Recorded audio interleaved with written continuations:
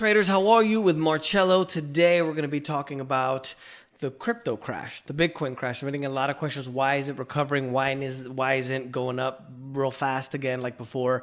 So I want to kind of explain to you the series of things that have happened, and it's something that I didn't anticipate, but I'm not one of the crypto guys, right? I prefer other investments, things like stocks and the mining stocks and silver and things like that. Not to say that Bitcoin isn't a good investment. I think I've had a lot of friends that have made a lot of money with Bitcoin, but there's some things now that are happening that I think we should probably out on the look for, and that's kind of what I want to talk about today in today's video.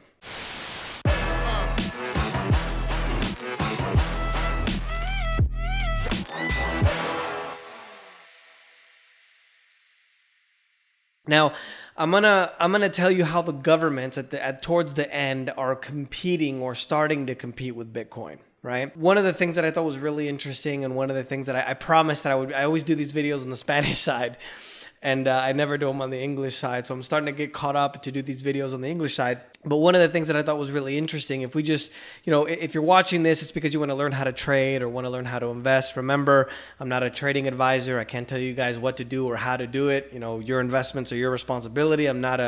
I don't give out trading advice. This is solely for educational purposes only. I'm going to cover my butt there for a second. But one of the things I thought was really interesting is I'm going to turn this into a weekly chart. This platform is TradingView, which I highly, highly recommend. It's amazing. But this was the initial spike up here in December of 2017, right? So one of the things that you have to learn about investing or trading, if you're going to learn to do things like technical analysis, is you don't need indicators. Indicators, things like volume and volume profile and order flow and moving averages, they all calculate off of the price. So if you learn how to read the price, this is kind of the secret, right? If you learn how to read the price, then no one can ever take that away from you. So notice, this is just a quick thing that I wanted to tell you guys before I kind of get into why cryptos are crashing and why they may not recover as quickly as everybody thinks it is. Notice here when it started going up, we have this little bit of a run right here, right in the beginning, right? This is one, kind of peak to trough. You can see how it runs up. Here's one retracement. It goes up again. Here's the second retracement. Notice it goes up here. Notice this little move, these three bars right here is the third retracement, and then it literally takes off. Now notice the next time that we had this kind of parabolic move, because it's kind of very similar now. We're kind of getting this pattern behavior. This is very similar to how a lot of other markets work, where every market has its personality. So if you learn how to read that personality, then obviously you can do very well, because it's all about pattern recognition. So notice here, we start here at the bottom. It goes up, right? Here's one, here's two. Notice here's that little half retracement, kind of not retracement at all. And then notice it takes off. You could even consider this one here to be the third retracement. Notice how it takes off.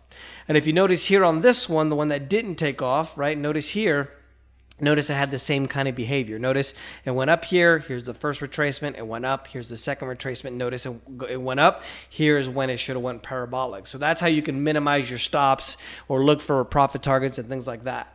Now, if you like these kind of videos, let me know there in the comments. Don't forget to like the video. It helps a lot with the YouTube algorithm. I've been doing this now for almost 21 years. It's been an amazing run, and I always like to share these videos with you. So go ahead and hit the like button. Don't forget to subscribe. And if you do have any questions, don't forget to leave them there with the hashtag #AskMarcello. I'll be happy to pull those up for you. Now, all of this in terms of the crash started, let's go back to today.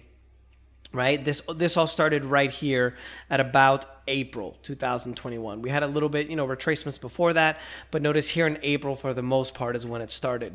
And if you notice here in April, really what started the initial, let's say, rundown or the crash was the report that the U.S. is starting to hunt down and investigate Binance, which is the largest crypto broker, let's call them, in the world. And so the biggest one in the US is Coinbase, but in the world we have actually Binance. Binance is the one that I actually use. And so this to me is a little bit important, because this is the first time that we've actually seen the market actually really respond to that.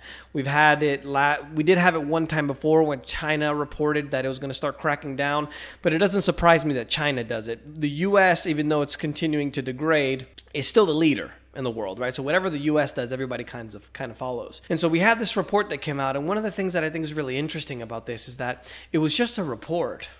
It was just a rumor. It wasn't even confirmed yet, and that's when the market went down. And so it's really interesting to me because this is what I think has been always the risk. I think whenever you invest in anything, whether it's in real estate or cars or stocks or whatever, there's always a risk involved in that, right?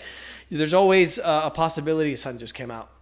There's always a possibility that you can lose your money, or in a house there's termites that you might not have seen, or foundation issues, whatever you invest in. And Bitcoin, even though the expectation is that it's going to continue to rise, obviously one of the disadvantages is that volatility. And for me, one of the other, and I know it doesn't look good right now with the sun poking out, so you have to forgive me there, but I'm going to stay here in the shade so that it doesn't get in my eyes. But one of the risks of Bitcoin, in my view, is the regulation aspect. And if the market, I want to show you this great infographic that I had. If the market actually drops that way, just on the rumor in the US that we have that a possible regulation. Notice here, 86.9% from November 2013 to January 2016, that's the largest retracement on record, and that's when China actually banned Bitcoin. Now remember, what happens if the US actually does that? Now there is some pushback to that and respect that due to the fact that Bitcoin isn't centralized, nobody can regulate it, so they won't be able to ban it. But the simple fact that we had that huge retracement just on the report that the US was doing that, I think is a big thing to kind of take away, because even though the cryptos are going to still be going up and going down, if there's another report or they actually do crack down or they take down an exchange, then that could be really big news for cryptos, and it actually may continue to go back down, right? So that's the first thing that happened. We had the situation with the potential report that the US was going to start going after Binance and start investigating things, right? I'm going to change this back to daily so you can see the relative nature. So notice right here from the peak, and it started to go down. Then we had the situation. Then the man of the hour, Elon Musk, decided to come in, and he wanted to get involved. He's been had a great PR so far before that, right? He started accepting crypto. Tesla sold part of its position. They made billions of dollars, and then all of a sudden, he decides to not do Bitcoin anymore. And so that's when we had the situation where we had the continuation to the downside. And not only that, right? Not only that, let me show you here. That's the next one. And then after that, we had a situation where China now is starting to introduce more regulations. So now we have a situation, and this, again, it doesn't mean that Bitcoin is necessarily not going to continue going back up.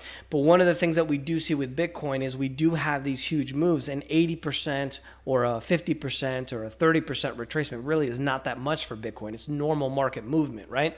And so if we notice here, I'm going to put this back to monthly. It took about 3 years or so for the market to make a new record after it crashed. This is just what the charts say. So you can see here in December of 2017, we had the big crash when it went from 19,000 down to about right here. You can see 3,000-ish. And then it took right here it was December 2020, November 2020. So it's 3 years that it took to recover. So there may be a situation now because of, profit taking, and also the regulation aspect, the rumors of regulation, the competition now with central bank digital currencies. I think what's going to happen is that we might have a situation where the digital currencies, even though they're not real cryptos, can actually give a little bit of competition to Bitcoin and a little bit of competition to the other aspects of the cryptos as well. Now, not to say that they won't exist. For example, the pushback is that even, they're not regulated. They can't, it's decentralized. The government can't ban it. But what if they say, well, India, for example, is passing a law now saying that you cannot, an individual can't own a crypto that isn't the digital rupee. So I think what's going to happen is what I've said from the beginning is we have this rise of potential regulation or investigation, let's say. Then Elon Musk came to the party and ruined the party for everybody, right? And that's why we had the crash overall. But now we have a situation where we also have a lot of news of these other central banks talking about launching their own digital currencies. So I love the idea behind Bitcoin. I love I hate the centralized, bureaucratic, high tax situations that we have with governments. So I don't think that the powers that be, whoever they are in the government or the deep state or whoever, right? I don't think that they're going to let go of power. And the power is through the financial system. And so that doesn't mean that Bitcoin's going to go away, right? Bitcoin can still be a financial asset that somebody can speculate in.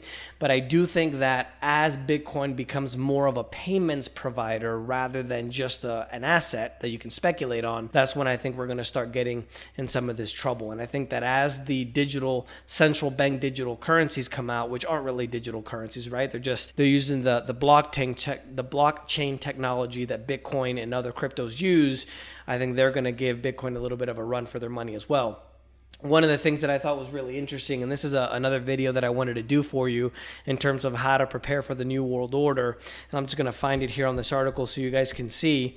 So this is about the Chinese digital currency, and it says, with no need for a bank to serve as an intermediary. So individuals without access to a bank account could easily receive and secure electronic payments. Imagine what the future is going to be when there's no banks, there's no Visa, there's no MasterCard. The government controls the entire financial system. And one of the things that was really interesting about this as well is that they said they could make it expire. So that you literally have money in your account, it's digital. They could just decide you said the wrong thing, you're out. Your money's gonna expire. You gotta spend it or it's a wrap. That's basically why we have the situation with Bitcoin where it's crashing. It may not recover that quickly. Nobody really knows. At the end of the day, most likely will go up and make new record highs. But based on what's happening, we have the regulation aspect starting to come up. We have a very big voice in Elon Musk, which promoting things like Dogecoin, and I think it's the Cum Rocket, the last one, the smaller crypto that he's supporting. And then we have a situation where now we're having a lot of these digital currencies from central banks come in. So that's something to consider as well. So if you liked the video, let me know. Leave a like there on YouTube. It helps a lot with the YouTube algorithm. Don't forget to subscribe. And if you guys have any other questions, let me know. Just hit them in the comments there with hashtag AskMarcello. We'll see you next time.